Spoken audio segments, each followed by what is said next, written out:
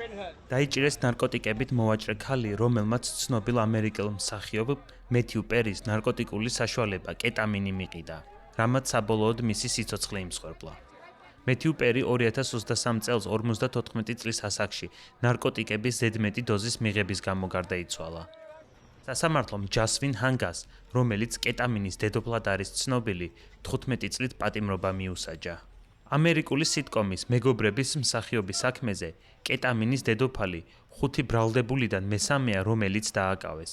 ბრალდებულებმა კეტამინით ვაჭრობა აღიარეს, თუმცა ჯასვინ ჰანგა ერთადერთია, რომელმაც განაცხადა, რომ მსახიობი სწორედ მის მიერ მიყიდული ნარკოტიკით გარდაიცვალა.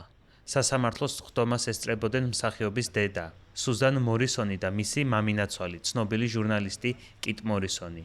მათ მოსამართლეს მოსთხოვეს, რომ ბრალდებულისთვის პატიმრობის მაქსიმალური ვადა განესაზღვრა.